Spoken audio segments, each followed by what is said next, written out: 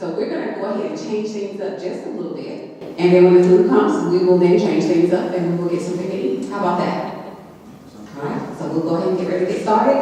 Again, I'm Jackie Warner, and we're just going to jump right into our agenda. So we'll go ahead and go to the next slide. And I want to talk a little bit about why and what I envisioned for the Unity and Community Brunch and get together. A little bit about me. I have lived here most of my life. I've been in Athens, I would say, most of my life, but actually I lived in Tennessee, a little town called Bethel, Tennessee, for about 10 years of my life. And that was early on when I was a little girl. My dad was from Tennessee. And then my mom was from Athens, so you can kind of see why we moved here. Because you go where, I guess, he said a happy wife, so he moved to Athens. So we've been here all the time, and I do a lot of community outreach. I'm just very excited that we can do this conversation. We're going to have a conversation today about community, things that we can do to pivot for our future, what we can do as trailblazers for those who are going to come after us.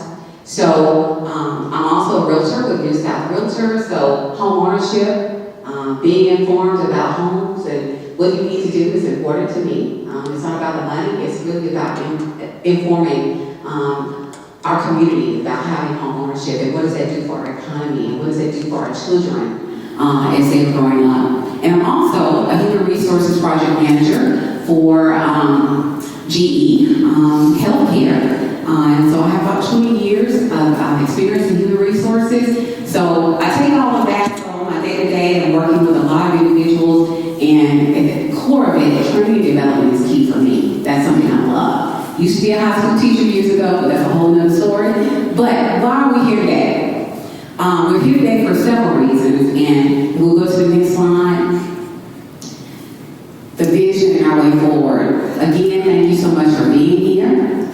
Get to know each other and network. You know what? We only have a few people here, so that's great. That's an opportunity for you to really get to know the people in the room. Okay? So make sure you do that. Understanding our community, that's one of the things that I really want us to dive into in our conversation. Our panelists are going to talk and lead us in some of the questions that we have. Also, pivoting forward with purpose. You know, we go about our day-to-day, every day, we got things going on. But in that, what is our true purpose? What are we doing in order to elevate not only ourselves, but those around us, those that are in our circle of influence?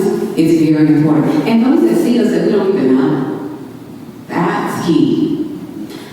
Also, blazing an intentional and thoughtful path ahead. Those are key words that I want us to think about as we go through this session today. Intentional and thoughtful. They're both about the same, but I want us to think about those. And then, of course, open dialogue. This is a knowledge transfer, okay? So definitely I want you all to think about that as we go through and as we collaborate, because this should not be the only day that we talk about this. We should continue talking about this. So who's in the room? You. Okay? We'll go to the next slide. So let's elevate our purpose, and we'll talk about what the real talk discussion is all about. So today, our guest, who's on the panel? Shonda Brown, Cheryl Hartfield. Shonda Brown will stand so they know who you are. And then she's going to introduce herself in just a little bit, okay? So, and now Cheryl Hartfield. Thank you for being here. We have Dawn Martin. Thank you all for being here. And Curtis Turner. So this is our panel. Now we also have our two moderators, Jadia Warner and also Jayla Houston. That's our future over there. We have to start setting the right foundation and giving the platform to those who are going to come after us. So they'll talk more, they'll introduce themselves. And then, whoever else is in this room, guess what? You're on the panel too. All right? So who else do we have in the room? Bryant Malone. Wanda Malone. Beth Patton. Sherry Gold. LaKendra Garber. And we also have more coming, so we'll get them later. So thank you so much for being here. So get ready. You are on the panel, so you will have an opportunity to take a deep dive into the conversation. All right, we'll go to our next line. All right, so as we get ready, like I said before, we have Jalen Houston and also J.D. Warner who will be our moderators. And so, Jalen, if you would please do the prayer for us. All right, so let's bow our heads. Thank you, Father God, for this day. Father, we thank you for allowing us to arise this morning with your grace and your mercy. We thank you for just watching over us, watching over our family members, Father God. We thank you for this discussion panel today, Father God. I pray that each one of us can confess our concerns and that we can all come to an end point to where after this, Father God, we can somehow continue to cultivate our community. We love you, we praise you, and Holy Spirit, we invite you in that we have a great time. And it's in Jesus' name we do pray. Amen. Thank you, Jalen, so much for that. And we'll kick it off. We'll start off with our two introductions to our moderators. And so, Jacob, if you would stand and tell us who you are. Hi, just as she said, my name is J.D. Warner. I'm a recent grad from the University of North Alabama. I'm currently a staff accountant at the Anglin Reitman Armstrong accounting firm in Huntsville, Alabama. I am 22 years old, and I'm excited to see what you all have to say and discuss today. Thank you, Jacob. Jalen Houston. My name is Jacob Houston. I am a graduate of the Alabama University, where I majored in business administration. I am currently a government contractor for LIGO. And again, as JD has said, I'm here to learn more about how we can continue to build our community. Thank you so much. Thank you so much, Jalen. And thank both of you for moderating today. We really appreciate having you here today. And if there's something when we're discussing during our session that you want to share, your feedback or your suggestions with us or recommendations for pivoting forward, please do share. Sorry about that. That's my phone. Okay. All right. Well, I'm going to let you take it over right here, Jalen and JD. So you will be doing the introductions for our panel. Okay, so there's a mic in the middle of the table on the panelist table over there. If you want to switch that button on at the top and give us a taste of who you are, let us know kind of what experience you have, what your areas of interest are, and things of that nature. Whoever would like to start, please go ahead, and we're excited to hear from you. Good morning. My name is Dawn Martin, and I am a mathematics teacher at East Limestone. I've been at East Limestone in Limestone County for 24 years. 2012, I was the teacher of the year for the school in the county. And I don't know if you saw me on Channel 48 the other week, but during the summer, I was at Redstone doing their outreach for STEM for the middle high school students. And I was named Educator of the Year. So I'm waiting for my award to come in the mail. But I do a lot of work in the community. I think it's important to be in the community and working. And we're going to discuss that today. I love genealogy. I'm working on my certification to become a genealogist.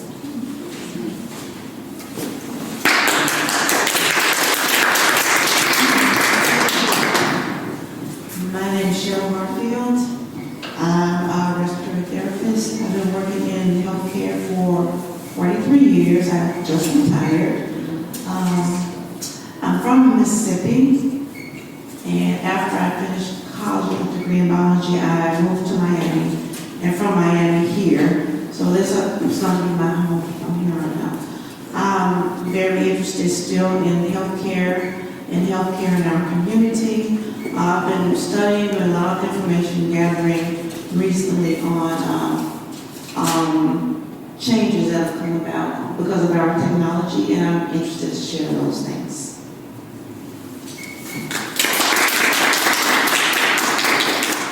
Good morning, everyone. My name is Shonda Brown. I work for the Department of Defense. I work on Arsenal. I've been in government over going on 18 years. One of the things I do for the government, I'm a logistics management specialist, and I'm a supervisor, and I pretty much am over a team, and what I'm really interested in is leading, is getting people to lead properly. Because a lot of times people are put in positions and they are not equipped to lead people correctly. So what I'm concerned with is leadership, also in the development of people for workforce. I'm also a big person of God. I love God. I have a ministry.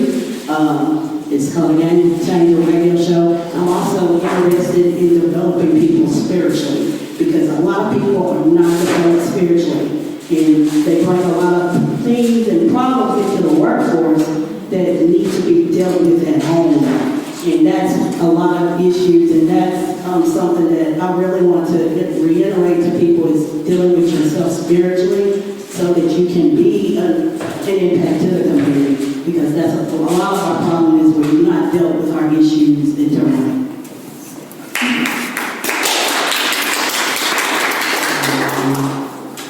Good morning. My name is Curtis Turner.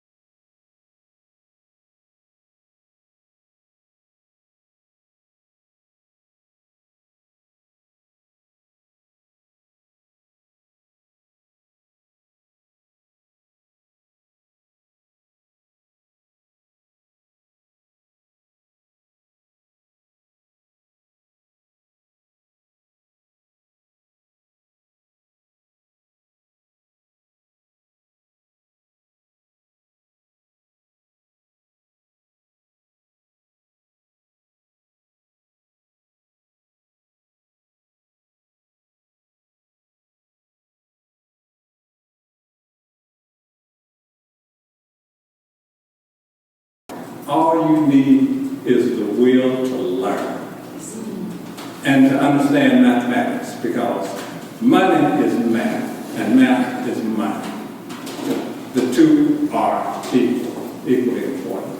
So if these individuals over here would just invest $5,000 a year for the next 20 years in a good market, in a good stock, they could retire easily with a lot of money. And, well, I'll get off my soapbox.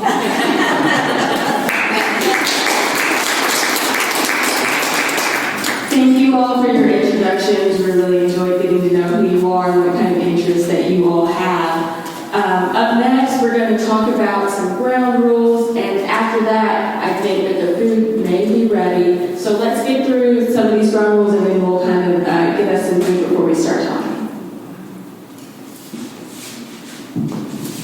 All right, so our ground rules are to be open to new perspectives, seek understanding rather than trying to persuade, speak your truth, freely share your experiences while also respecting others' experiences as their truths, seek first to understand, not to be understood. Emotions are allowed, but when they are directed at ideas and not at people. So, let's not let's not get carried away here today. And 2 minutes max per discussion by the panelists. So again, thank you all. I look forward to hearing whatever it is that you have to say, and I look forward to also confessing my concerns, but also, let's come to an understanding. And I think that this can be very professional and very great today. All righty. The food is ready, so if we want... We have some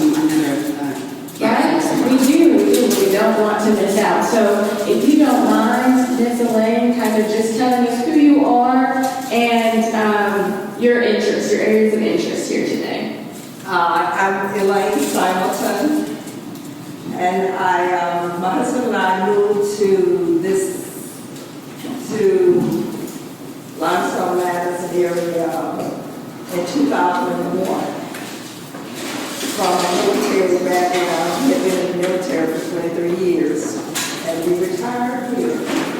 Of course, we didn't know it here, so the area is new, of course, to us and the people. But we've learned to love the area, and I'm a realtor. I do real estate full time, so that is.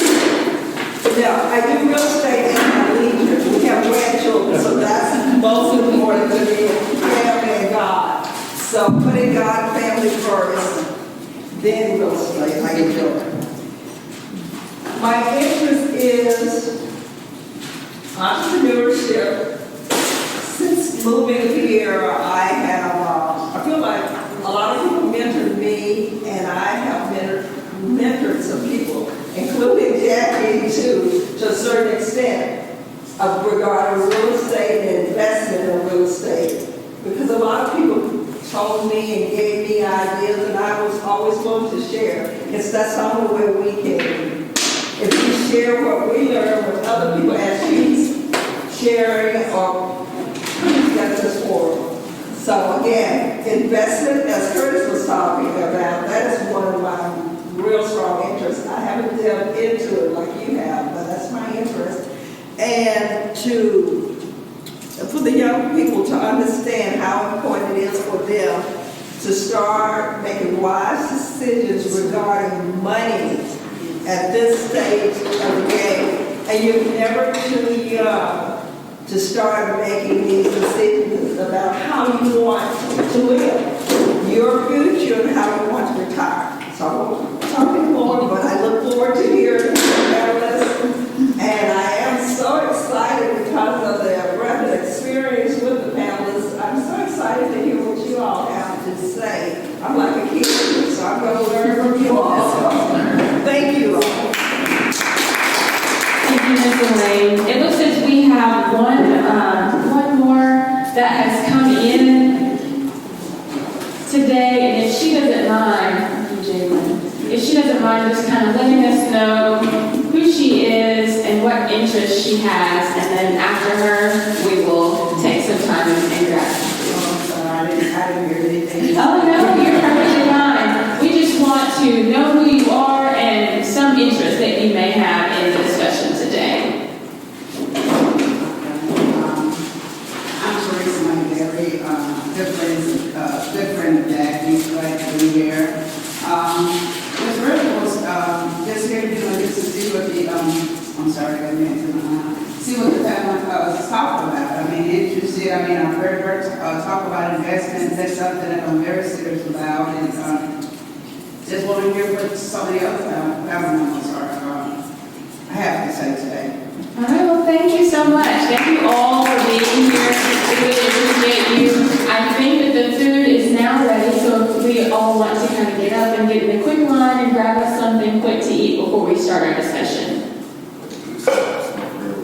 Okay, let's say a prayer. Father God, we thank you for this food that we're about to receive. We pray that this food will be a nourishment for our bodies. We thank you for those who prepared it, Father God. And again, just thank you for this food, and we love you. In Jesus' name we do pray. Amen. Amen.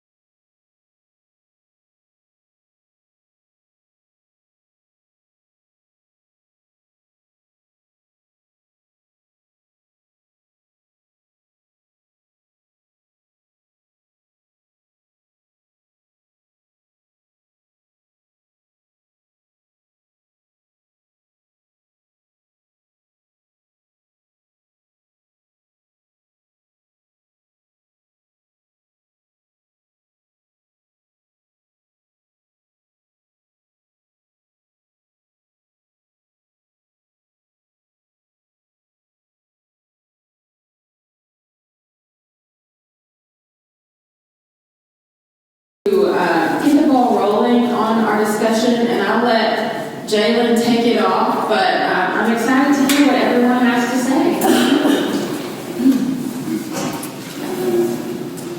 All right, so our first discussion will be workforce preparation skills for 2030. It says here, the pandemic has not only had a hugely negative impact on those in education, but also on their work experience opportunities. Many individuals have missed out on a previously conventional introduction to the working world. Share your perspective on how we prepare for the workforce of 2030. Now, actions, who, what, how, and why. So to start off, we're going to have Mrs. Brown, if you would. One of the things I will say that has really affected, one of the things I really have seen is that, that human interaction, training people, because I'll tell you, especially with government, we went to basic one tone. So nobody's in the office and we're not, you're not socializing with people. So one of the things that we really try to reiterate, especially on my team, is to that interaction, that human interaction, and how we prepare is we all took a hit with COVID, and we all were like, at times people are kind of uneasy when it comes to socializing. You don't like to, if you're scared to get sick. But the thing is we're better together. So we've got to push more for, if any opportunity comes up, take it. Anytime that if there's something hard that needs to be done, just take that opportunity and learn from it. That's one of the things I push for my team is to take opportunity and run with it. That's how we prepare.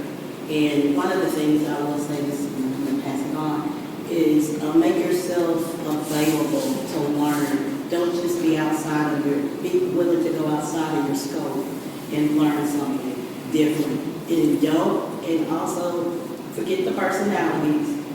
A lot of people are bad about personalities. Forget the personality, take that opportunity to learn, because it's skills that you can learn from somebody. So just be open to that.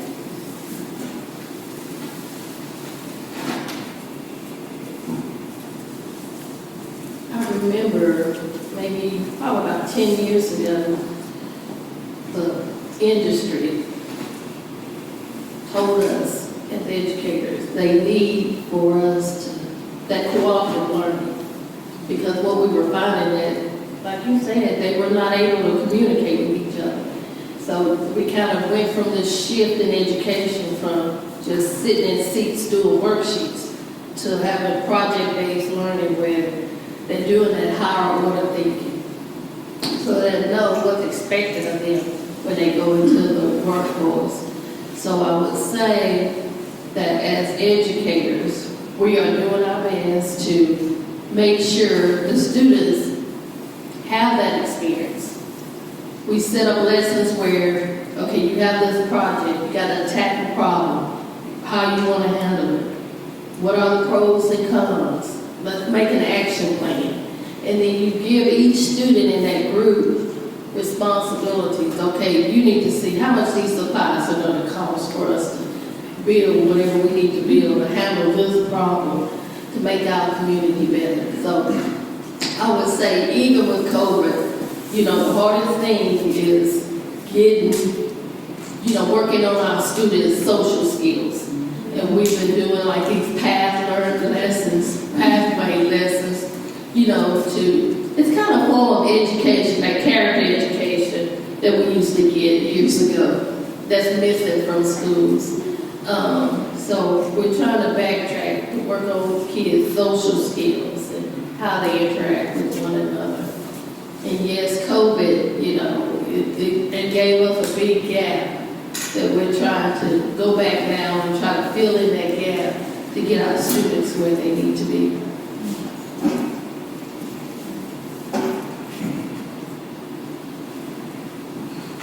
Following up on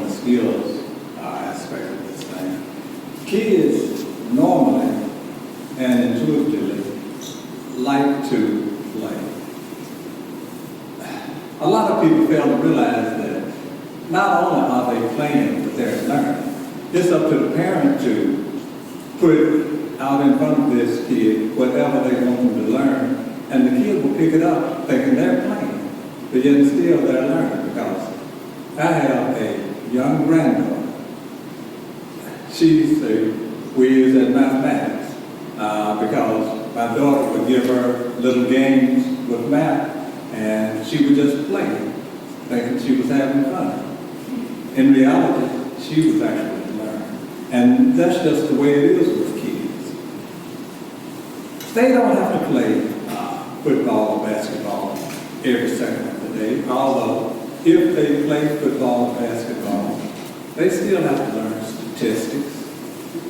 There's a lot of math associated with it. There are a lot of social skills associated with it. You just can't be, as a lot of people refer to it, as a tackle down, just getting out with the ball, standing there until someone hit you. That's not the way life is played. It's all about education, education, education.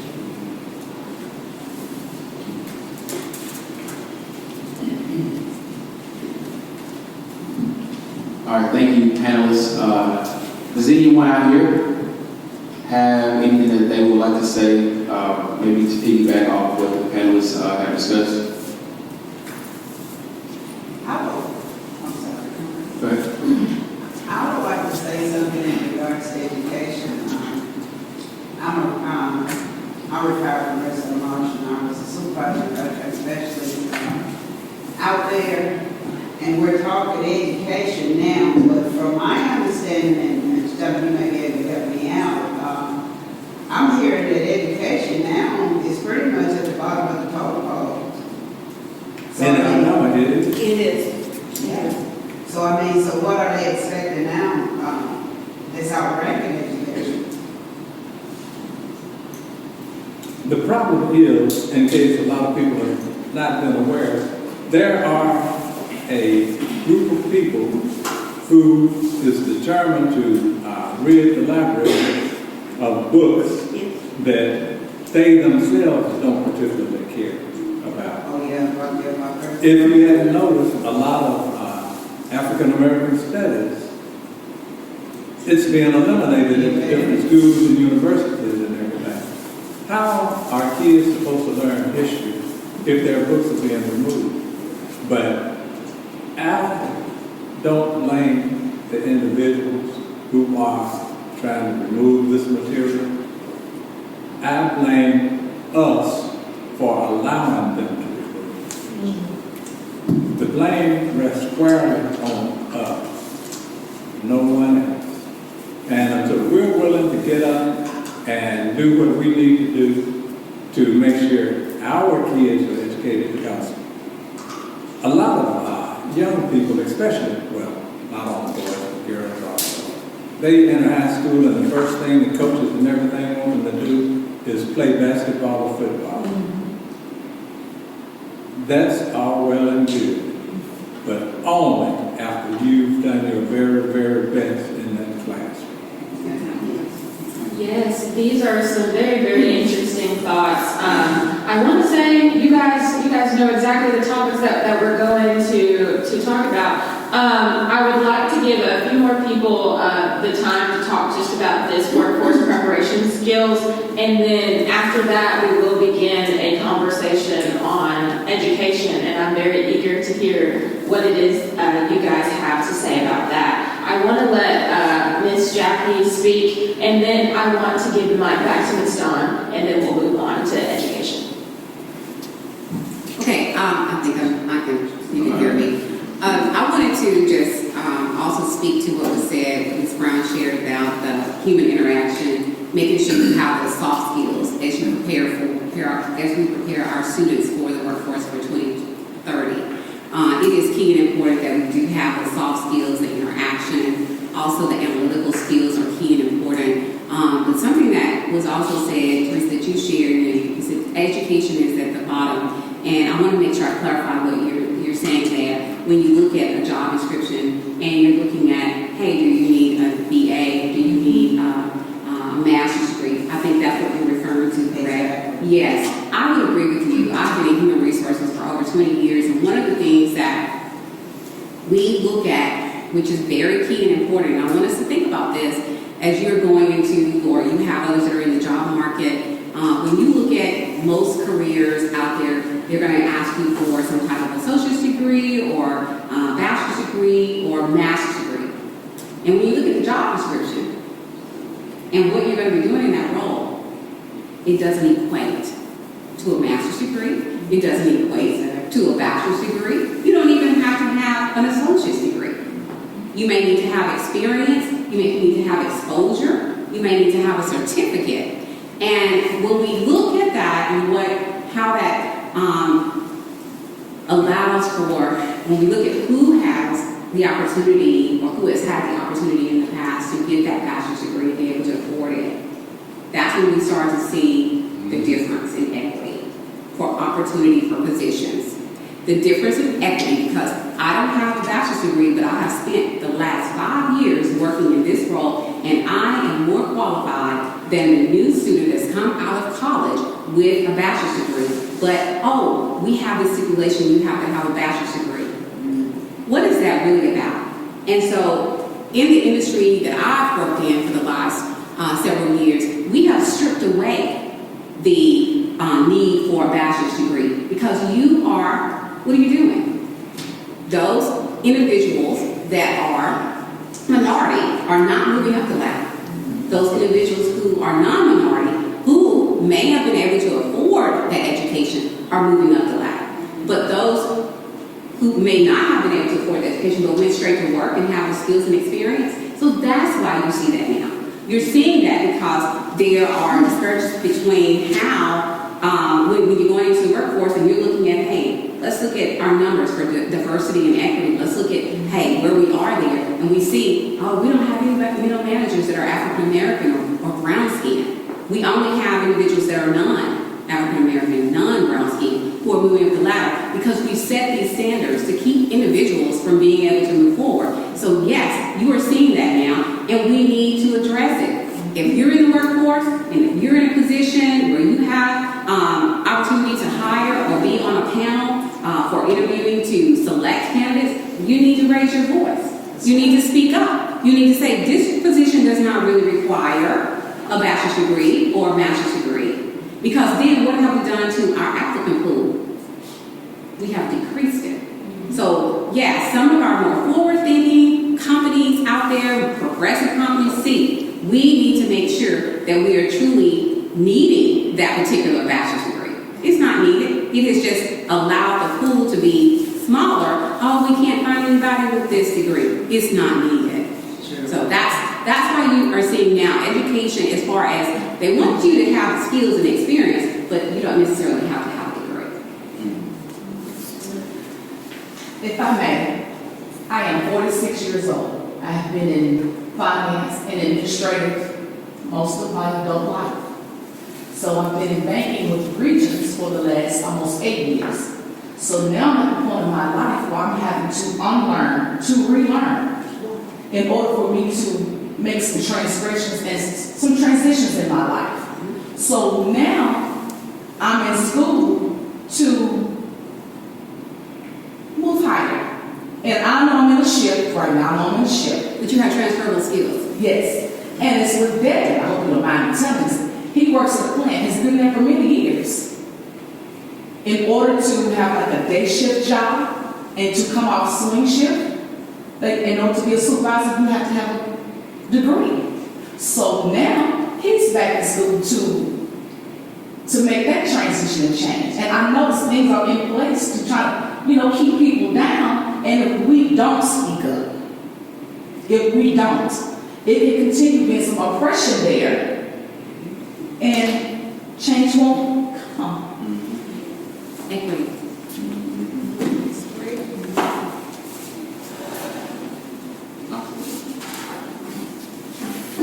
All right, is there anyone else that has anything to say about the workforce preparation skills? I really enjoyed hearing the interest in this topic, and I only know that it will be pulled forward to the next topics that we speak on. But before we move on, is there anyone else that has anything they would like to say on this topic?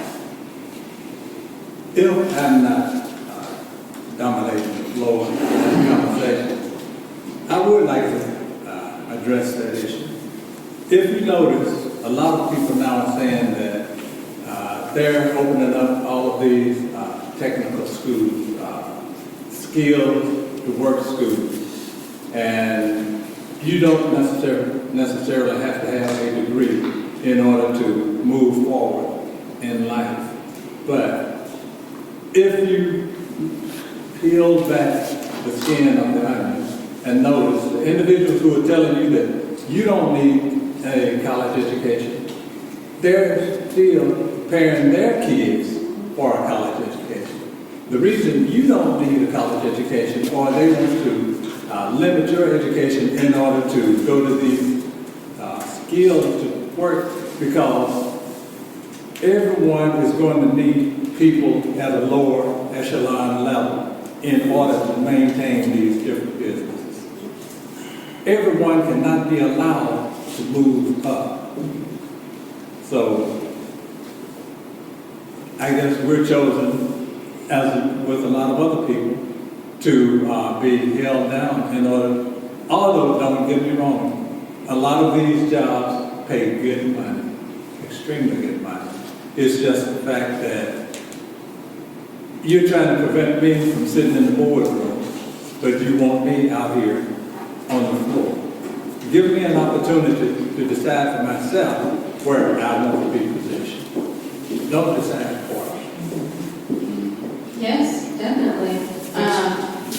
Go ahead. But it seems like with the government, it's just the opposite of what you're saying. You're saying that, that they're not wanting us to move up, but at the same token, they're moving up. But what I saw when I was with the government, the reason that they were trying to cut our education is because they didn't want to go and get one. But we had to have one in order to get our foot in the door. Yeah, well, that's basically the way it is with a lot. Yeah, but see, it is many times that you've heard, some say that, that the job that we were doing, it didn't make sense to have an education. But like we always told them, if we didn't go and get it, we could have had this job. Yeah, but like I have always heard, they can take away your house, they can take They away can't your take car. away what's up there. Cannot take away They your always house. said that. And as long as you have it in there, you can do anything you want to do. But see, and then again, another dilemma that we're running up against now, and I'm not sure if I can say this, but but the cost of education, you know what I mean? You got people coming out of college, landing good jobs, but then their first 3 or 4 years is being paid, trying to pay back these college loans. So, so that's another thing that, people are priming upon. You don't have to go to an Ivy League college to get a good education. Yes, what then? You don't have to go to an Ivy League college. You don't, well, like I say, but it's not like, a lot of folks born civil spoken on Mount Ivy, you know what I mean? So, it is expensive to go, that goes along with the college education. Definitely. I hate to cut all of you off. I think that this is a great topic, and I think this is, a space to open up, a space to get to know the things that we want to discuss, and definitely each of these topics that we talk about today, take it out into your daily life as well. Talk to the people that you spend time with, and the people you don't spend time with. Go and find those people and talk to them. But definitely, this is an amazing group of people. I like the conversation that we are having. I think we're going to take it and move to our next topic, which is education, which is kind of what we've been talking about. But we're going to switch gears just a little bit. Let me read the slide and we can go from there. So this topic is education. It says, kids aren't just months behind in their classes. They've also been cut off from a key support system during the pandemic. Number one, the disproportionate weight of the pandemic on Black and brown and low-income students has ignited calls for a dramatic reinvestment. Number 2, before we can contemplate the arrival of some futuristic, high-tech utopia, millions of students have to be supported to catch up academically and process trauma, something that their educators say will take several years at least. Number 3, what steps are required for having a voice for equity and inclusion in our education systems? What's broken? What is our path to equality and equity for our youth? Is the school or the foundation at home? That's really something that we need to take into consideration. I really like that last question. Is the school or the foundation at home? So we're going to open up this panel topic with Ms. Dawn Martin, and we're going to see what she has to say. But I urge you all to have an interest in this topic and to speak on it and to let us know what your thoughts are. Those are some loaded questions. I'm taking too long. Yes, I know, but I'm just thinking about everything that's entailed there. Starting with the pandemic. When we got back to school, you know, that CARES Act money started showing up. So what was the responsibility of the schools? We had to make sure we had after-school tutoring. You know, those funds were used for tutoring those students as skills at the gaps, okay? Transportation for them to stay after school and to get home. So we had that to try to invest in our students to get them back on level. So here we are, y'all, and our students are still several grade levels behind. And when I say several, I mean, I'm looking at high school students that have elementary knowledge of mathematics. And here we are giving them this platform to get their skills caught up. You know, they got to master 70% to get those skills. They're giving them lessons, but our students are not trying. So when I jump down to number 3, and I'm just going to say it like I see it for the past 24 years, it has to start at home. Yes, yes. So true. We can't teach them the academic they need because we're too busy teaching them how to talk to us and to talk to one another and how to, you know, interact with one another. You know, just the disrespect of everything that goes on in school and how the students talk to teachers. But that disproportionate weight that we have, and it's not only the Black and brown, you know, it's all of our students. And it's going to take all of us to get them where they need to be. And and just like this didn't happen overnight, for us to get where we need to be, it's not going to happen overnight. What are some things that you would share, you know, being an educator, what are some actions or things that we can do? I know you said it starts at home, but to share with us some of the different things practical things that we can do. I mean, I take my niece who was here with me today, and from that standpoint, I know that there are things that I do. I mean, we utilize the technology at home. We do more than what, okay, we don't have any homework? Oh, we always have homework. We always have something we're going to do. We invest in tutoring at home, not just in the school. But if you could share some of those different things that are practical, because as you see, there's an audience that may not be here too, but we will be sharing it. So please share. And those of you that know my kids, you know where they are today. So, and I remember when President Obama was running for office, and I don't know if you remember this, but one of the first things he said was, cut the TV off. And that's what I did. And to this day, my children don't watch a lot of TV, you know. Basic things. Ask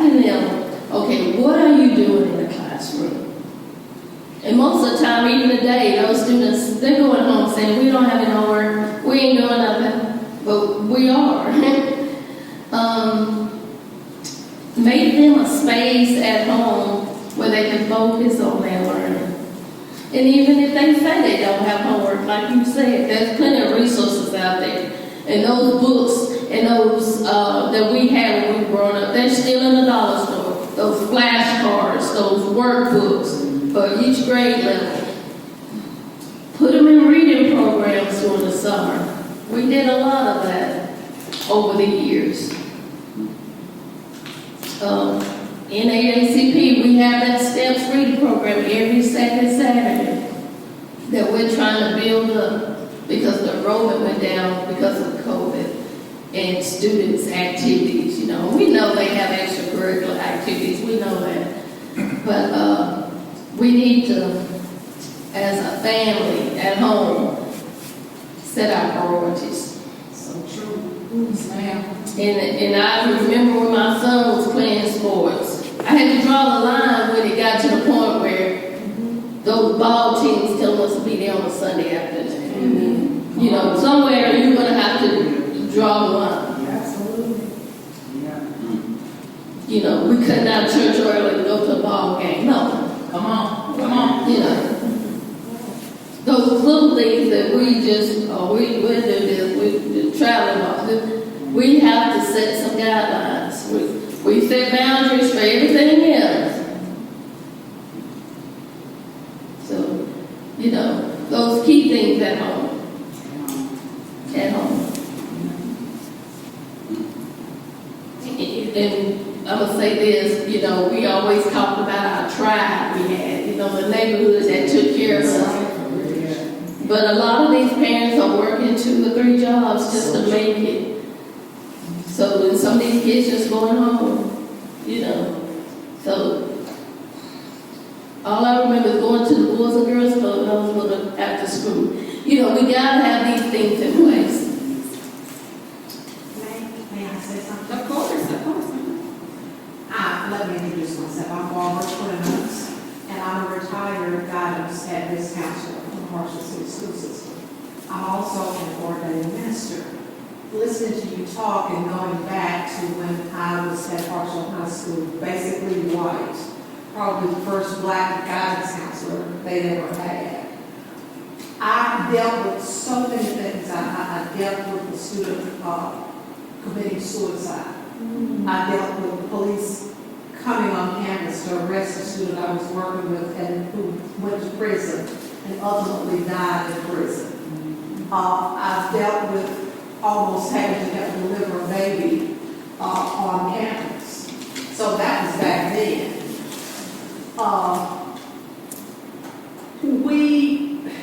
I noticed that we bring our kids to school, we drop them off in the first grade.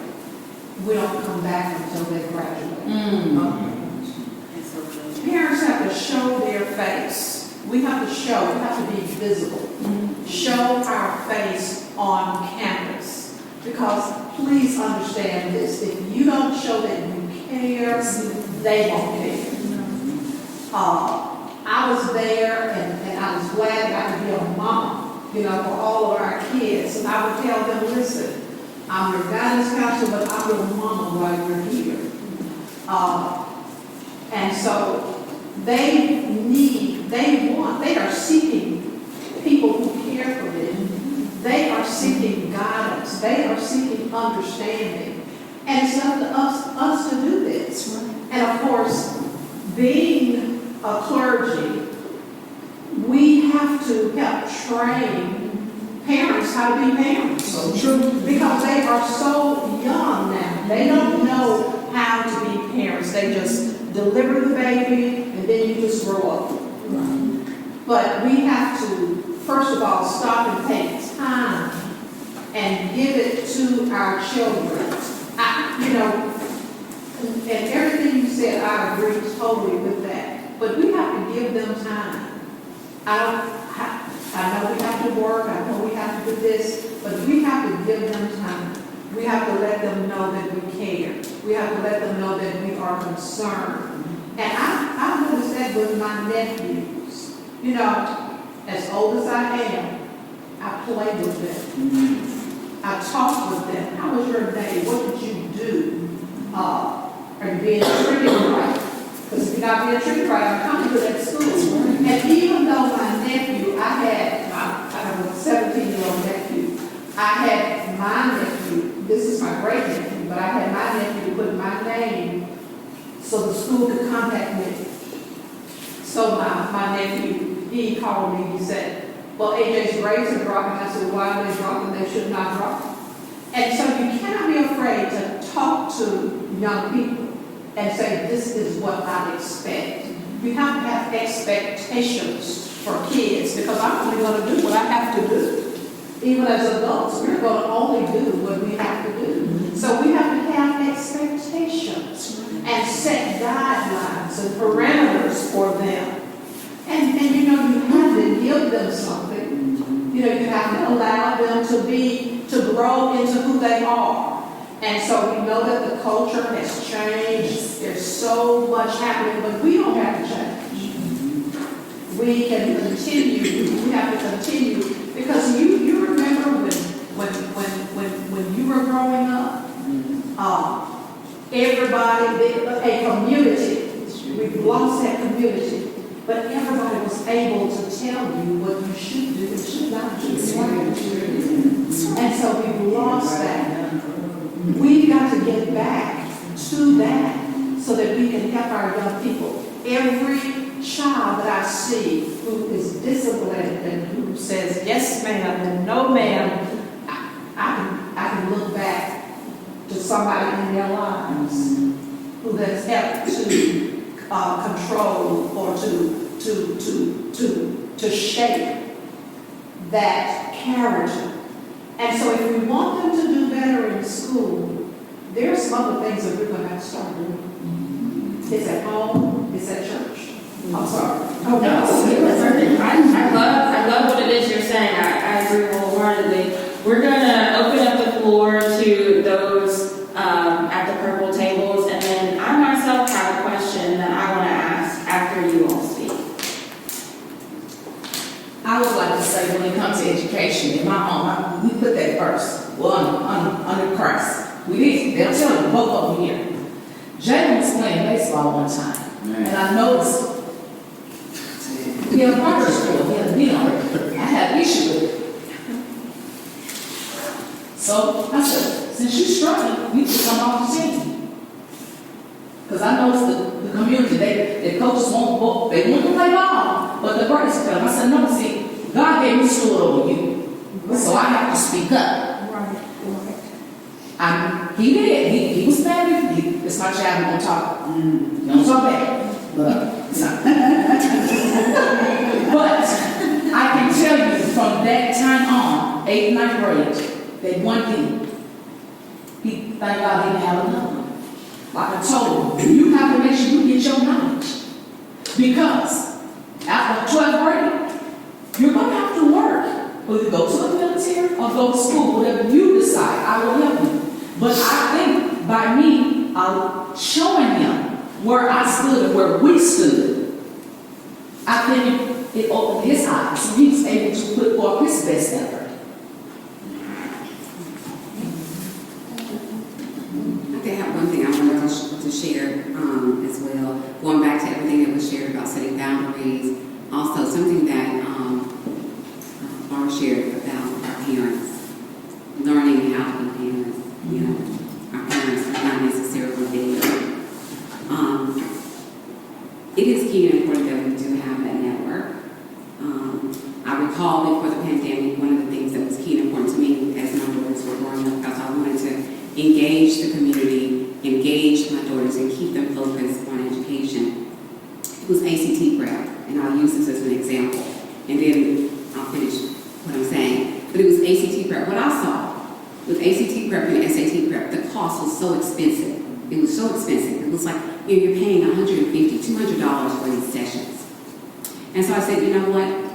Let's see what we can do to engage community, to make sure our students get the education, get the awareness of these exams that they're going to have to take in order to get into college, because we want them to go. reached out to individuals in my circle of influence that were math experts, that were science experts, that had those skills that were on the ACT and the SAT. And I said, hey, we're going to do some training for our students, okay? We will have a session, and you will get paid $20 an hour to come and work with our students, okay? So these students, we posted it, we had ACT prep, SAT prep available. The students were charged $10. The parents were like, how much? $10, that's all you gotta pay. $10 when you come to the session. What was that $10 for? That $10 was to pay those instructors. It wasn't about making money. It was about educating and advancing our students. The individuals that came to do the training, the instructors, they say, you just put it back in the pot. It's not about the money. It's about what we do in our network. It's how we build. Everyone in this room has skills and expertise. So if we've got parents who have students that are working and it's like, okay, I don't really know how to do this math homework. Where's our network? Hey, let's look at our list. Oh, Susie is available.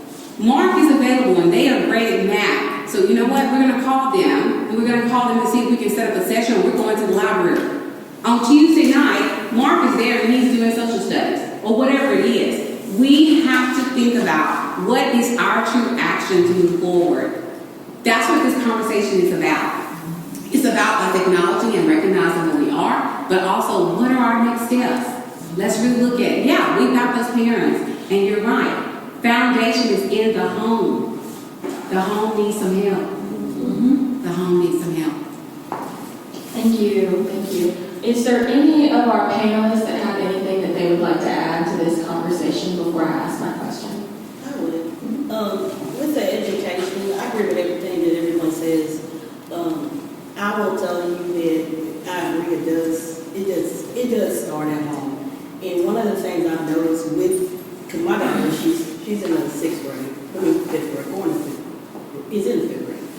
And that initiative, a push, that, like she said, to have expectation. Like I tell my child, this is what I expect from you. And I'm not taking anything less than that. And I think that we, as people, not only, and I work at the school. I started working at the school, and I see a lot of parents. They just drop their kids off, just like she said. They drop their kids off, and hey, they're back, in 12th grade, just like what you said. There's not a care. There's some little kids that they don't have somebody at home that cares, and that push, that interacting with the kids, you wouldn't believe how much it affects a child. Interacting with them, loving on them. When I go to Creekside, I hug 100 kids. Loving on the kids. They need to know that we care about them, because that's really what it's all about. Is everybody wants love at the end of the day, and that's what makes kids. That makes you want to. If my mom is in the background and she can see me at the spelling bee, I'm gonna push hard and I'm gonna go hard. And that's the thing is setting expectation and then being there to cheer them on. Because I don't think that like I said, I've seen a lot of kids and their parents are nowhere to be found. At events, I see kids getting awards and I'm like, where's your mom? Where's your dad? They're not there. And I understand because I was that kid. I was that kid that my mom, she had to work. She couldn't be there. But anytime that we get an opportunity to be there, we need to be there. And to go along with that too, back to network.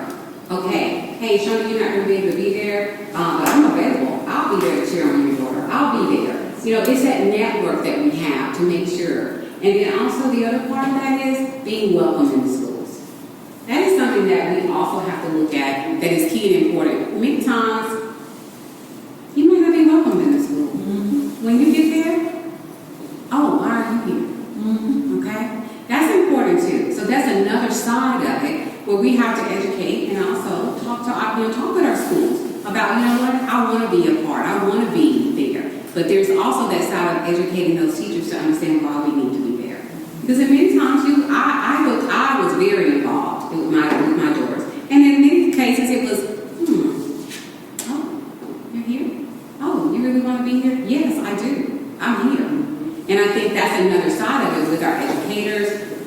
talking, when you have opportunity, Dawn, when you're in your staff meetings about why it's important for students who look like you to have their parents there, and for you to encourage them to be there, and also to call it out. Hey, they need to be here.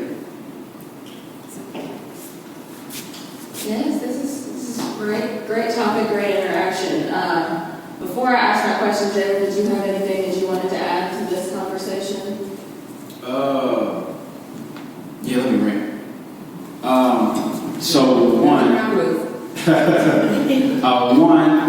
I think that it goes back to what Mrs. Warner was saying. It's being present in the schools. So I've been talking with a friend of mine who graduated from Stanford. We will be going up to Tanner in January, starting in January, to make it a every Friday thing, just to talk to the kids, right? Because my grandmother mentioned, she's a sub, she mentioned that the kids were discouraged. And I feel like they are discouraged because parents drop them off at school. I mean, you wake up in the morning, you probably hear, get ready, let's go. And then they get to school, and they're in school all day. After school, they're doing extracurricular activities. After that, the parents probably won't see them until 7, 8 o'clock. So someone has to be present there. So we're going to make our opportunity to go up to Tanner High School just to sit down with the seniors, right? Because I think that schools also need to do a better job of preparing kids for college, right? Or just educating them that we have, tech school down here, okay? So can they get a trade or whatever the case may be. So I don't think that they are preparing them enough, So we're going to go up there and just sit down with them and see what it is that they want to do, and maybe we help mentor them along the way, right? So I think that from here on out, I kind of want to make sure that I can maybe go to Athens High School. I'll be going back to Sparman in a few months to just sit down with their kids to talk about the ACT scores and etc. So I think that they need someone to help guide them along the way. And then secondly, I feel like we need to build I talked to my mom about this, maybe build a center here, right, in the city of Athens to make education fun again. Because I feel that I had the opportunity to go to the Boys and Girls Club. When you go inside the Boys and Girls Club, they come in, they don't have any homework, they don't have any schoolwork to do. They get straight to their phone, and granted, we have so many influences in the world now. They know everything. They know every lyric, they know every rapper, they know what the rapper's girl name is, what their kids is, where they were last night, they know all that, but they don't know anything when it comes to education. Right? So we need to make the Boys and Girls Club fun again. I think that so much has changed. I think that nowadays you probably have someone who is in a position who probably don't really care for the kids, right? It's just all about, hey, my name is Coach So-and-so, let's go on from here. But they're not spending any time with kids. Kids are just watching movies. So we have to make education fun again. And I think that goes to developing a community. So that's my opinion. Jay, I want to say one thing. My name is Wanda Malone. I'm a retired school teacher from Calhoun and math teacher. And I just wanted to share a success story just to encourage everybody to push past the system. Don't let the system define your child. I won't mention any names, but there was a grandmother that was very interested in her grandson. He was failing the school system, said, great ball player, but the system said he's not going to graduate. So she came to me, she said, Wanda, I want you to work with him and be honest with me. Tell me if he can pass this, the ACT, and if he can, then they had the exit exams, if he can pass this. So we had a really good relationship, and I said, yeah, he can do it, he's just lazy. And I told him that young man, he did me proud. He passed the ACT, he got a great score in the ACT, passed the exit exam. His grandmother moved him out of the school system that wasn't going to let him graduate to another school system. And the old school system wanted to claim him. This young man went on to play pro. And then he got offered a job in another school system. They saved that job for him till he finished playing pro ball, and then he came back. So push past the system. Do not let them define your child and what they are capable of. Thank you for that. Yes, ma'am. Last time. The school system that we went to, the counselor told my dad and brother that he wasn't college material. But I want to know membership, see him in the paper, see him on TV because he's a college graduate and he owns his own business. So you have to, don't allow people to put a label on you. Right. You give them the label you want them to report to you. Absolutely. And Jalen, I'm glad to hear that, I mean, that same school that she's talking about, I'm glad to hear that you're getting ready to go down to mentor some of the students, because I know an individual down there that's looking to be valedictorian, and they have, and he's telling me that the counselor hasn't spoken to him about any scholarship, nothing at all about ACT or any of that. So please get in contact with him when you go, and I'll give your mother his name. I think too, Jay, when you mentioned the cell phone, and I do think that's a huge issue for adults and students. Yes. And it is definitely impacting mental health. I mean, it really is. It's almost impossible to catch those kids who are doing the online bullying, and kids don't know how to handle that. Some adults don't know how to handle that. If we're calling adults names on social media, you can bet those kids are doing that and worse. So I don't know how we combat that, but I do think that's a huge issue. Do you mind if I say something? It's really refreshing because, of course, my children are adults. My grandchildren are small. But just to hear you all say, some of the things that you experience and as parents still in school and also in a traditional work environment like, you all are in, just to hear this. But the $1 million question has always been for me and my husband is, how do we reach these parents? How do we reach them? If we don't reach them, there is a lost generation, African American, especially kids. So do we go to social services and say, do we go to the boys' school and say, can we talk to these parents? How do we reach them? Because the disrespect in the classroom, the ability to have them to sit and listen and focus, that starts at home. And I hate to say it, we as black brothers, a lot are failing our children, a lot of us, just be honest. We let them walk around looking like anything, disrespectful to their teachers and their parents, and we have to say to them, not in my household, like my grandparents, we are going to church areas, we are going to church, basketball doesn't come first, and how do we reach them to say, we got to do better, because each generation with our parents, we want to make them rise. So what do we do? I got a loss for, the young man, I want to stop him and say, hey, young man, you're nice to pull your pants up. I don't want to see your underwear, but you're afraid to do that.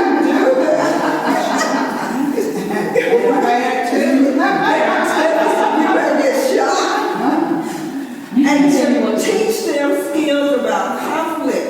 Everything is not about shooting a gun and killing you just because you disagree. So I'm at a loss, so that's where you want to help, but where do you start? Yeah. Because we know where it starts in the household. Yeah. So what's the answer to your $1 million question?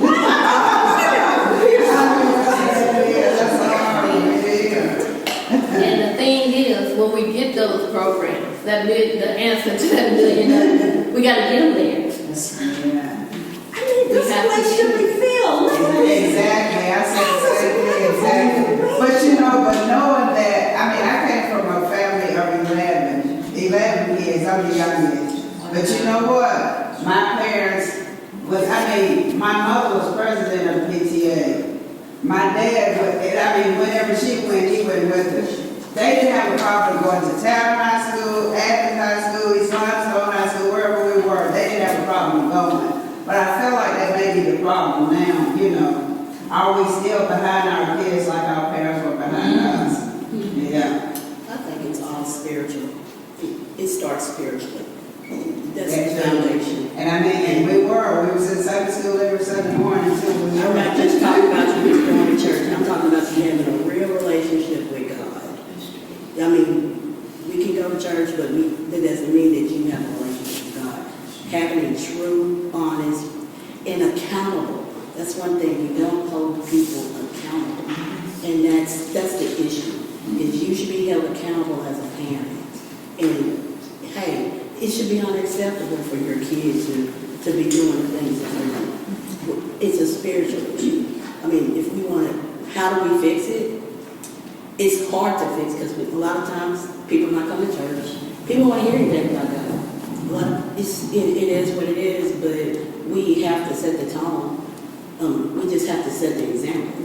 And that's the only way that we can fix it. It's set an example. If they see you, maybe they'll change. But as far as an issue, we're not going to be able to fix everything, but we can be the example that changes the tone. Because it's a spiritual issue. At the end of the day, when we look at it, it's a spiritual issue. Because right from wrong, good, bad, it just is what it is. And that's how we fix it, is being an example to help people to say, hey, I made that people change. I need to do better for my kids or better for my community. And so this is great. The discussions are great. Sharon, did you have anything that you wanted to say? And we'll... She asked my question. Okay, all right. What going forward, how can we as a community be there for the kids, support them, encourage them, be an example for them is my question. I would be all for it if we could do it. And I'm sure everybody who would like to do that. All right. Yes, this is great. We're going to finish this at the end when we have like a little rank session.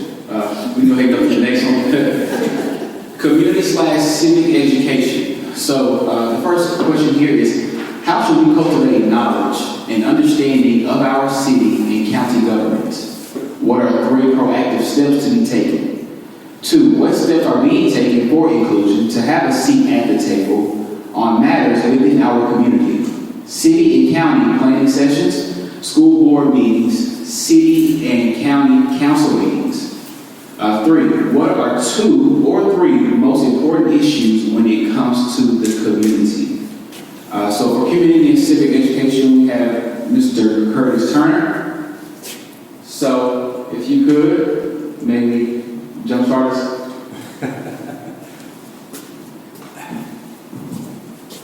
I appreciate this question being on the board.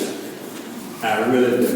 Because I attend the city council meetings, I attend the county commission meetings, I attend the city board of education meetings, I attend the county board of education meetings. A lot of people will tell you, okay, no one is interested in what's going on in my neighborhood. My roads are not being fixed. My kids are not being educated. My this, my that. And my first response to them is, have you talked to anyone else about this other than delegated to me? Because I can't do anything about this. If you don't want to go to the top of the mountain, don't stand down here in the valley and think someone's going to listen to you. That's not going to happen. So, my thing is, a lot of parents, a lot of people, period, should attend these different meetings because you would be amazed at what you could get done. Several years ago, I was in a city council, and there was this community that didn't want a cell phone tower going up in the middle of their neighborhood. Everyone from that neighborhood went down, packed that room, and told them to stop it. That council stopped. So unless you're willing to stand up and fight for yourself, don't complain to your neighbor because your neighbor can't help you if you're not willing to help yourself. Any of our other parents have? I would say one of the proactive steps. And I used a current event from a couple weeks ago, that tax measure. Are we exercising our right when the situations come up in our community? Do we know what's going on? And like you said, attend those meetings. And even if you can't attend, read the paper. They give you a breakdown of the minutes, even on the web pages. But that tax measure that wasn't anything new. It was a renewal. It wasn't raising anything. But only 3% of the community went out and voted. So it failed. So then this is going to go back to the education. You know, that money was for education and all the things that we want for our students. Expanding our elementary art and music programs, you know, the STEM, all those things. But that vote failed because only 3% came out and voted for it, yes. So I'll say one of those proactive steps is to know what's going on in your community and exercise your right to vote when a situation comes up. You know, and like you said, it's not always about money. You know, even before I had kids, I was the county I lived in, I always voted for that property increase. I didn't have any kids in school, but I knew the school needed money. You see what I'm saying? And also, I went by the city of Athens, and I did bring some forms for being on the boards. Being on the boards, just get some, and I'm going to put those out, so if you want to get one, get one. But that's something that's key and important to getting on these different boards, so that you have visibility to the discussion. And you don't have to be on the board. The meetings are open, so you can just go. You can just go, be at the meetings. I think this is, I know when we were wanting to do something with our property, and we had received a letter and said, hey, you're gonna have to go to the city board planning meeting. And so got there, and I know where I was going because I needed to be able to speak on what we were doing with the land. But I tell you what, it was a full house of all the neighbors in the community around me. They packed that place because they wanted to know exactly what we were doing on our property. Okay? So, if they can pack the place, we need to be able to pack the place as well. So that we understand what's going on in our community, what's new coming to the areas. We have an opportunity to engage and determine some of the different types of things. I sit on the alcohol review board for the city of Athens. I'm thankful for the opportunity. But that board, and I've expressed this, I said, I want to be on a board that's more active. I see those alcohol review notes and who is wanting to get an alcohol license, and then I'm supposed to come up there and sign. There's no discussion. Okay? That's one board, but I'm not saying all boards are the same. So definitely you want to engage and understand. And so I was just up there the other day, and I said, I am interested in being on a board where I can be engaged and doing more than signing a piece of paper. Okay? And don't get me wrong, I'm glad to have that opportunity to know what's coming to the area and what alcohol is now going to be served in our community. But I also use that my voice to have opportunity to be on other boards as well. Okay? So it's not about payment, it's about education, and that's where we get the payment. That's where we get what we need to move forward. May I just add one simple thing? It's simple, and Jack and I were talking about this earlier. We need to be visible. I live here in Athens, and there are days when I just go into town, and I walk down the street, and I go into the stores, and I have a conversation with the people who work in the store. I'm visible. I don't just have to go to one side of town, but I am visible, and I want everybody to know that I'm here, because this is a community. It is my community, and I am a part of this community. And so that's one of the things that I want to encourage people to do, is to go into your town, walk your streets, be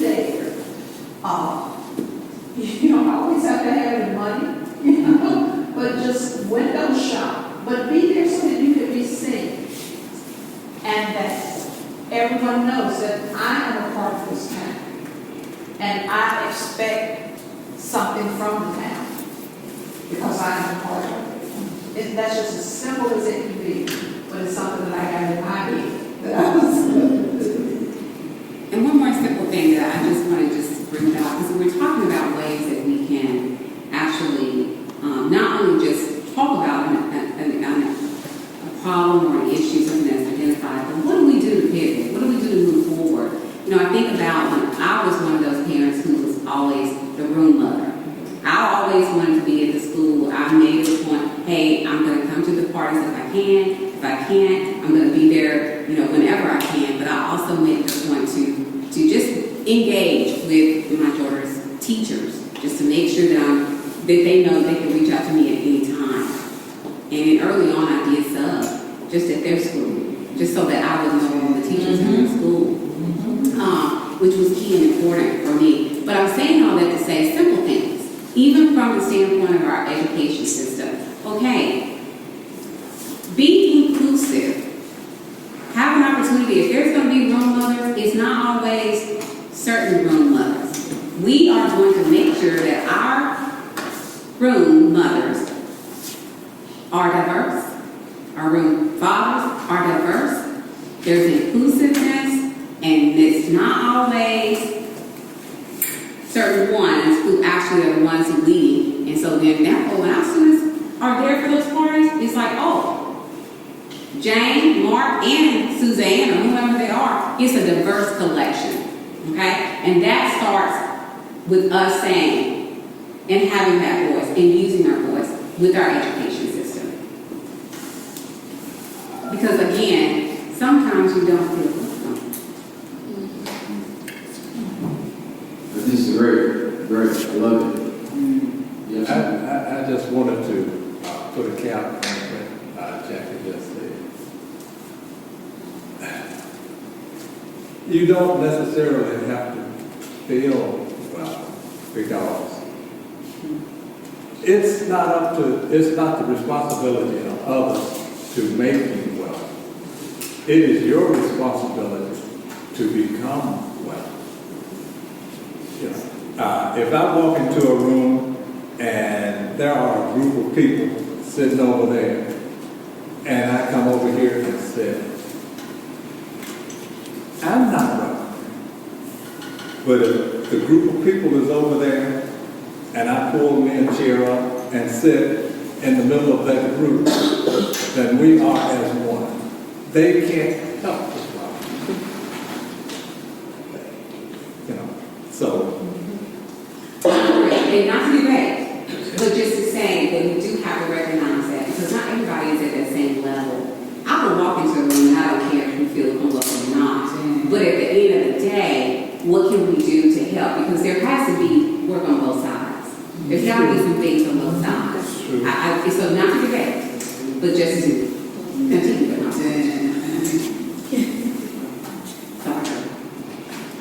I agree with that. Before I talk, is there anyone else that has anything to add to this?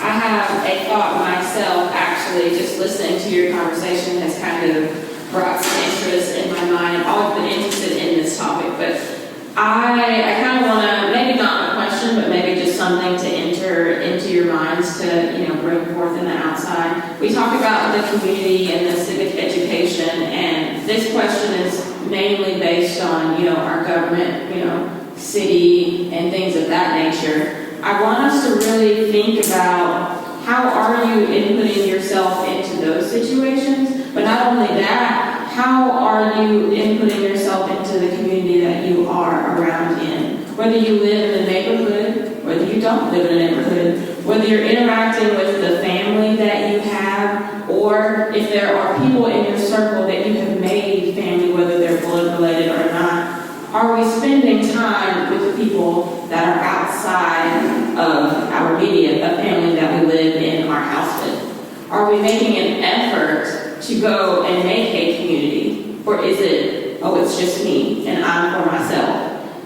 I don't know. But I think that's definitely something to put on our minds and to take out and make sure that I I love what you said about making yourself seen. Are you making yourself seen in our community, but are you making yourself seen in your family community and your chosen community as well? So, thank you all for this topic. We're going to kind of move on to our next topic. Okay, we are going to skip this one, but definitely look it over, and everyone will be able to see the things that we have on here to talk about later in the community and things of that nature, but we're going to skip over this question.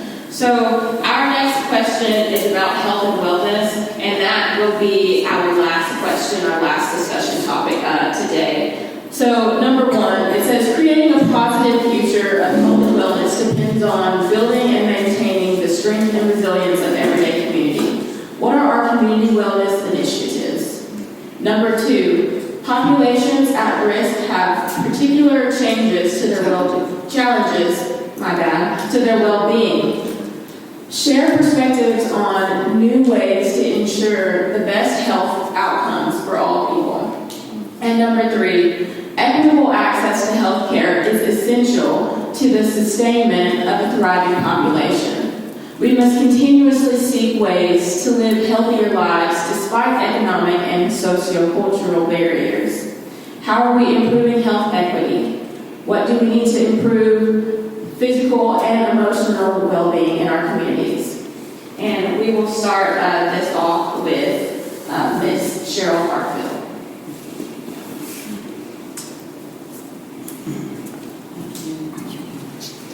You can take any of it.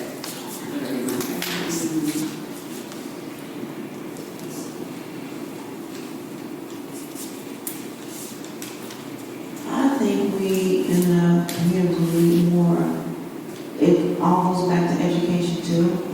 Education about how to be healthy, how to stay healthy. Most of this is information that we get all the time and that we are given.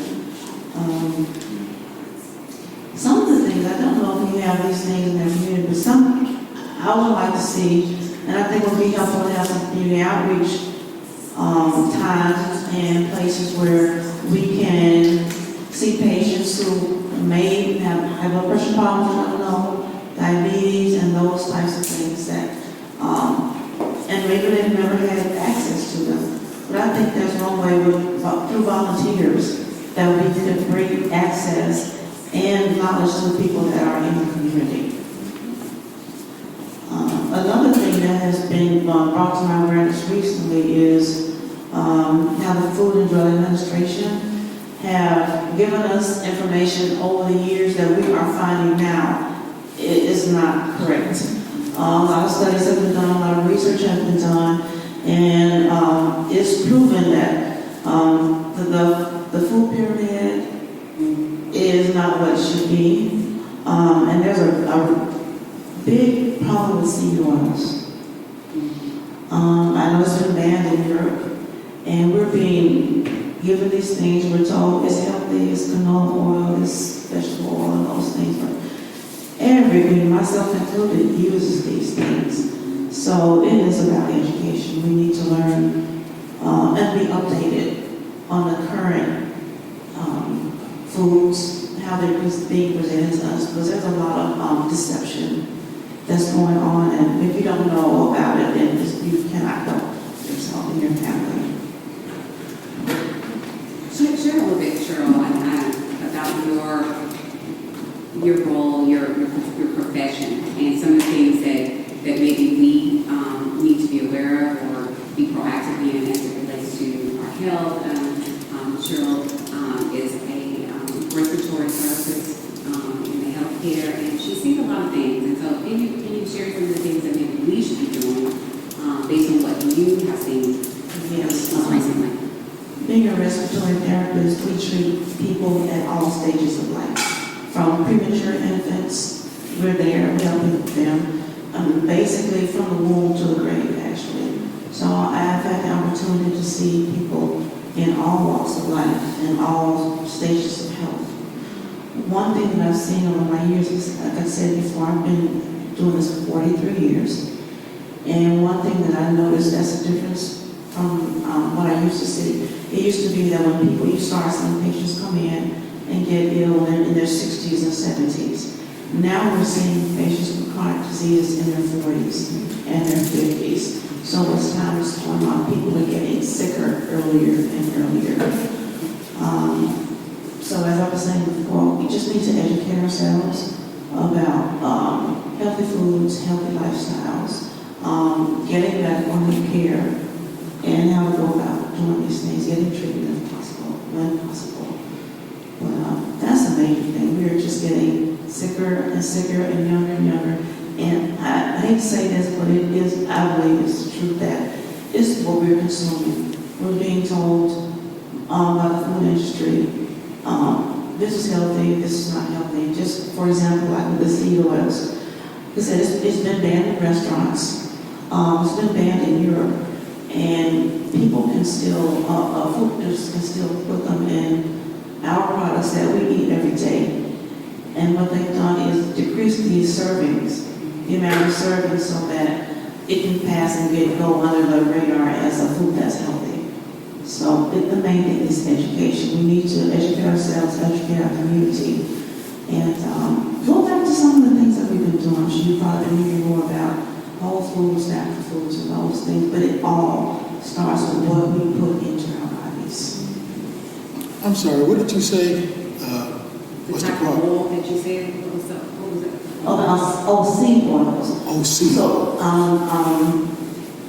oils that are produced from cottonseed, soybean,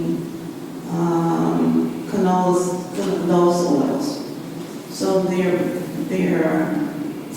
present. This is the one of the worst and most interesting things I've heard is these oils are being used by the motor companies, the engine oils. So what they did was put them under high temperatures to press the oils out. And they have lots left, so like, what are we going to do with the rest of these? So they deodorize them and put other chemicals in them, and then they give them to us. So, and most of the doctors I've seen that have been doing research on say, do not eat seed oils if they're inflammatory. So, and they're poison. So like avocado? Avocado, no. Avocado, no. Olive oil, no. But grape seeds, sunflower seeds, soybean oil, cottonseed oils, those are all toxic. Thank you for enlightening us on that. That's something that I had no idea. I think that really does speak to the education part that you mentioned. We all really need to take a look at the things that we are putting into our bodies. So thank you for that. I was so angry when I started researching these things. It's not right to us. And the bottom line is money. They want our money. So. Thank you. Before we move on, is there anyone else on the panel or in our audience that has anything that they would like to add to this conversation? When you say research, where do you start? Because I love sunflower seeds. Exactly. I think the sunflower seeds themselves should be okay. But when they're pressed down and put on high temperatures, that's what causes them to be, it changes the chemical nature of them. And it causes them to be hydrolyzed. But sunflower seeds are fine. It's the oil. It's the oil. It's the processing of it that makes them toxic. Thanks for clearing that. You should be fine. I have a remark. I know that for me personally, something, when it comes to health and wellness, it's definitely mental health as well, right? I know, yes, health, great, but when it comes to mental, I think that's something that we need to discuss a little bit more in our communities. Maybe have, something like this, panel discussion, where we all who deal with mental health can come in and we can talk about maybe things that we're going through, maybe things, because I feel like we all need a community when it comes to mental health. A lot of people who suffer with mental health, they probably feel that they are alone, they don't have anyone to talk to. So just as we come together here, we talk about things in the community, I think that we should have something when it comes to mental health too. I think that process overlaps with what you were saying about spiritual issues. Thank you all. I hope that this conversation was edifying for each of you. I hope that you not only enjoyed the conversation we had today, but that you take everything that we have talked about and you discuss it with the outside community that you have as well. We are going to wrap up our discussion, and then we're going to quickly move on to some special appreciation to those who helped us in getting everything done today. I think that Ms. Warner would like to do those. Thanks so much again, everyone, for being here. Thank you so much. I want to give our appreciation to our caterer and Acronet Main Room. So please take some of the food with you. We have some full and everything. If you want to wrap a plate up and take it with you, please do that. We also want to thank Brian Malone with Bright Video Productions for being here and supporting us today in our video. I didn't get anyone to sign anything, so I guess I need to get you to sign something and say it's okay for us to, but you do it in advance. But if I do need to get you to sign something where you say, I do not want to be on video, please come to me, because we want to take all of the video and then turn it into something that can then be shared broadly, okay? Our special guest panelists, thank you so much. A round of applause to everybody. And definitely to our moderators, Jalen Houston and J.D. Warner, thank you so much. Again, thanks so much, everybody, for being here. I mean, it's been awesome to have us here, and I know we're at time, so I don't want to keep you and think of other things that you may want to do during the day. We've got another slide. I think we have more slides. So I'll wait forward. If you're not woke, you need to wake up. And if we've got people around us that are not awake, we need to nudge them and help them. I think it's about our circle of influence. Those that are around us, we cannot, the question that was asked by Lane, the $1 million question, it is about how we present, how we show up. And those around us see us and see what we're doing so that we can show that we're woke and we're waking people up along the way that are in our influence. We got to lean in like we did today. Leaning into conversation, but also not only leaning into conversation, but leaning into resolution, what we can do to be proactive, what we can do in order to take us where we want to go moving forward. Use your voice and be a voice. If I'm not in the room and you know I have a need, I need you to be my voice in that room. And that's so many times I think that there are voices in the room, but because others are not there, they're not being a voice for those. And we've got to do it collectively. Find your seat at the table. Back to what Mr. Turner was talking about. Yeah, it doesn't matter if you feel welcome or not. You need to find your seat at the table so that you can then have that voice showing your presence. Speaking support for those who cannot. And again, I just want to say, we got to blaze that trail. There are people who are coming after us. And if we don't do it, then that trail, you think about when you're on those roads where it's like no one travels on those roads.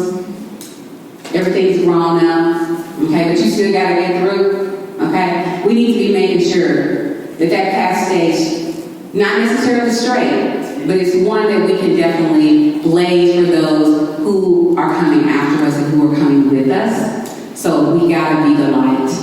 We have to. So again, much love and appreciation to all of you for being here today. I'm thankful. I'm very thankful, and I think it's been a great conversation. But it's not just a conversation. Your circle of influence. What do we do? What do we take from this? And how do we continue to pivot forward? I'm excited to share that Jalen has a new podcast. I was hopeful to get a little bit of a taste of that on the screen. But my daughter, Jada, is like, did you get permission from him to share that? And I'm like, no, let's deal. So, Jalen, congratulations. It's called Salt of the Earth. All right. And so look for that podcast. And it's coming soon. All right? All right. Any closing comments from anyone? Any closing comments from our panel? From moderators? Not too many on my side. I just want to say thank you all for coming out, and we appreciate the conversation that everyone had. It's very much so a breath of fresh air for me, and I'm sure that as well for Jalen. Yeah, just thank you. I think that this was great. I think now is we take the information that we received and go put it out in the community, right? So that we can develop our community to get us where we need to be in order to continue to grow, whether that's investing into the youth or just investing into ourselves. Thank you. Okay, everyone, well, we're going to let you go. But one thing in closing that I do want to say that I wanted to mention earlier that's key and important. As we're doing all of these things on our way forward, we definitely do have to lean into understanding others' cultures. You know, that's one thing we do at work. Is very key and important when we talk about diversity and inclusion. You can't get there unless you're truly being intentional about having a conversation, learning who people are. I think that's an area, we talk about education, I think that's an area too that needs to happen more so than not. Our kids are in rooms all day with students that some look like them, some do not, different cultures. Our teachers are teaching all of these students at one time. So I think it's key and important that we all come to the table with our teachers, supporting our teachers also, and being present, talking to them about, hey, you know what? Hey, I want to have a conversation with you. So many times, like I said, I've been in the classroom and I don't mind having a conversation with the teacher about whatever. I think we got to be more open, and I think we also have to encourage our school boards to do more cultural education with our educators to help them to understand and bring in those parents so that we can actually be in the room and we can share our experiences, because that's how we'll be able to move forward. So thanks again, everyone. And I hope that you have a